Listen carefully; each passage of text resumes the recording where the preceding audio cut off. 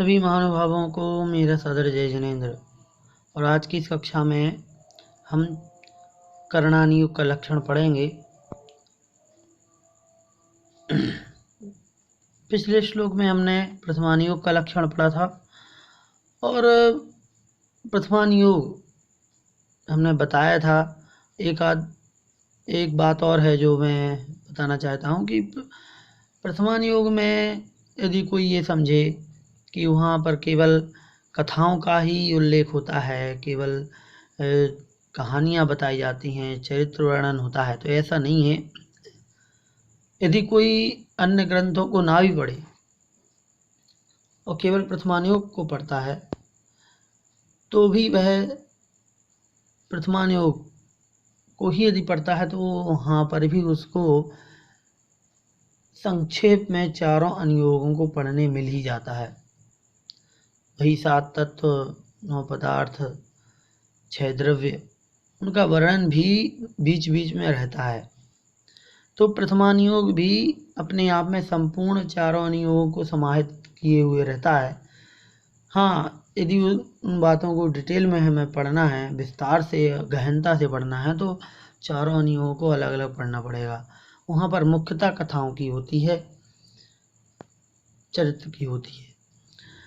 लेकिन करणानि योग का लक्षण जो है यहाँ पर, इसको हम आज पढ़ेंगे। चलिए शुरू करते हैं। लोकालोक विभक्तेर, ये रा है यहाँ पे, इसको पढ़ेंगे साथ में। लोकालोक विभक्तेर युग परिवृत्ते, आधे शा को भी बोलेंगे, युग परिवृत्तेश्च, च नहीं, युग परिवृत्तेश्च चतुर्गतीनां च, पूरा पढ़ो तभी सही बनेगा। युग परिवृत्तेश्च चतुर्गतीनां च, ठीक है। आदर्शमिव तथामति, यहाँ तक। रवैति करणानुयोगम च, ठीक है। लोकाल पूरा पढ़ते हैं। लोकालोक विभक्तेर युग परिवृत्तेश्च चतुर्गतीनां च, आदर्शमिव तथामति रवैति करणानुयोगम च। योग क्या है इसका अर्थ? तो यहाँ कह रहे हैं कि लोकालोक विभक्ते, लोक और अलोक के विभाग का, लोकालोक विभक्ते, लोक और अलोक के विभाग का, युग परिवृत्ते चतुर्गतीनां च, युग परिवृत्ते, युग के परिवर्तन का, युग परिवर्तन का, चतुर्गतीनां च, और चतुर्गतियों का, चारों गतियों का। आदर्शम इव, आदर्शम, आदर्श बोलते हैं दर्पण को। आदर्शम इव, दर्पण के, इव मतलब समान, दर्पण के समान। तथामति, तथामति, और यहाँ निकलेगा अवैति। इस रा में से आ निकलेगा तो अवैति बन जाएगा, ठीक। और रा का, आधे रा का हो जाएगा विसर्ग। तो तथामति और अवैति। तथामति मतलब ज्ञान, तथामति वैसा ही ज्ञान, तथा मतलब वैसे, वैसा ही ज्ञान। कैसा ज्ञान? शुद्ध ज्ञान, जो भाव श्रुत ज्ञान की बात यहाँ पर हो रही थी, वैसा ही भाव श्रुत ज्ञान दर्पण के समान करणानुयोगम च अवैति, अवैति करणानुयोगम च, करणानुयोगम च, और करणानुयोग को भी अवैति, अवैति मतलब जानता है। कौन जानता है? तथामति, वही श्रुत ज्ञान जानता है। कौन सा श्रुत ज्ञान? जो प्रथमानुयोग को जानता है। ठीक है, जो श्रुत ज्ञान प्रथमानुयोग को जानता है वही श्रुत ज्ञान इन चीज़ों से युक्त लोक और अलोक के विभाग को, युग के परिवर्तन को और चतुर्गति नाम चारों गतियों के स्वरूप का आदर्शम इव दर्पण के समान करणानुयोगम च और करणानुयोग को भी जानता है। ठीक, ये है। अब इसमें हम समझें लोकालोक विभक्ति, लोक और आलोक के विभाग। लोक क्या है? तो लोक, सबसे पहले तो हम बता दें कि लोक का नक्शा सबने देखा होगा, इस प्रकार से बनता है, ऐसे ऐसे। ठीक, ये अच्छे से नहीं बना है। तो ये 3 लोक है,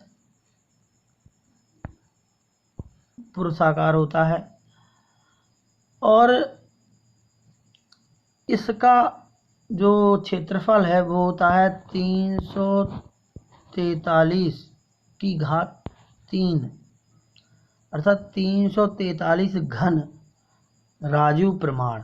राजू इसकी इकाई है, जैसे मीटर बोलते हैं वैसे ही 343 राजू।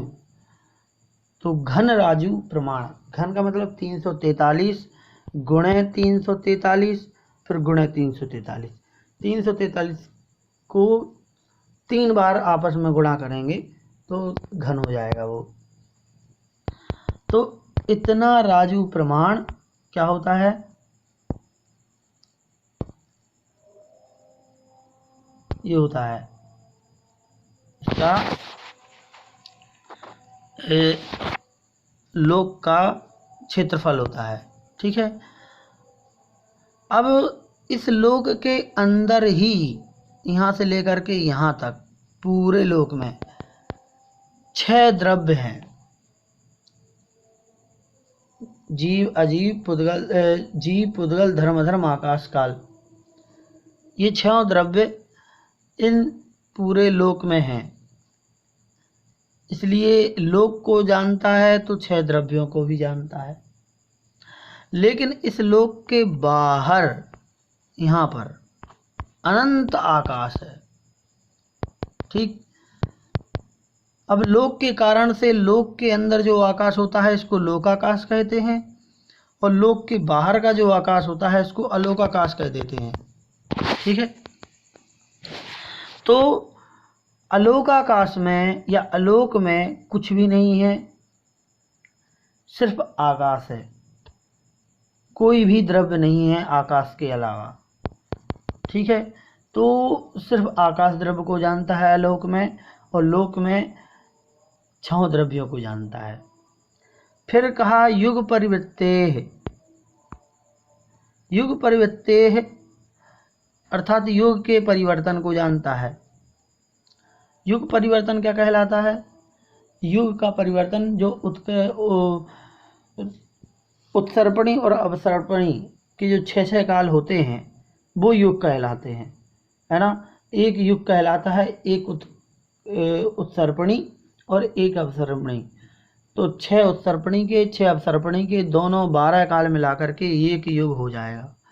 तो युग के परिवर्तन को और चतुर्गति नाम 4 गति, है ना, देव मनुष्य नरक और त्रियंच, इनको जानता है। आदर्शम एव दर्पण के समान वैसी ही बुद्धि या वैसा ही ज्ञान जो श्रुत ज्ञान है वह करणानुयोग को भी जानता है। करणानुयोग क्या कहलाता है? करणानुयोग इस टीका में अपन ये देखेंगे तो करण का अर्थ लिया है करण सूत्र, अर्थात गणित के सूत्रों को, जो गणित के सूत्र होते हैं, क्योंकि हमें पर्वत, नदियाँ, पहाड़, लोक, है ना, इन सभी को मापना पड़ता है, उनका क्षेत्रफल देखना पड़ता है, इसलिए गणित के सूत्रों का अध्ययन होता है वहाँ पर। इसलिए करण का अर्थ यहाँ पर गणित के सूत्र करण सूत्रों को लिया गया है। ये प्रभाचंद्राचार्य की टीका में यहाँ पर जो बताया गया है तो इस प्रकार से बताया गया है। लेकिन हमने बड़े पंडित जी के अनुसार हमने सुना है कि अन्य ग्रंथों में भी आया होगा, हमने नहीं देखा है, कि करण का अर्थ भाव होता है, परिणाम, आत्मा के परिणाम। करण मतलब परिणाम होता है, जैसा कि करणान योग में वर्णन भी है, करण मतलब परिणाम। तो वो बतलाते थे कि करणान योग अर्थात परिणामों का अनुयोग, जहाँ पर आत्मा के एक एक परिणाम का सूक्ष्मता से विवेचन किया जाता है, वो करणान योग कहलाता है। और वास्तविकता में करणान योग में आत्मा के एक एक परिणाम का, एक एक कर्म प्रकृति से उत्पन्न होने वाले परिणामों का वर्णन होता है जब हम गुण स्थान को पढ़ते हैं। तो इस प्रकार से करणान योग शब्द को लेकर के ही करणान योग ग्रंथ नाम सार्थक होता है। तो चलिए, करणान योग का हमने बेसिक परिचय जाना, आगे हम अन्य अनुयोग के बारे में समझेंगे। आज के लिए इतना ही। जय जिनेंद्र।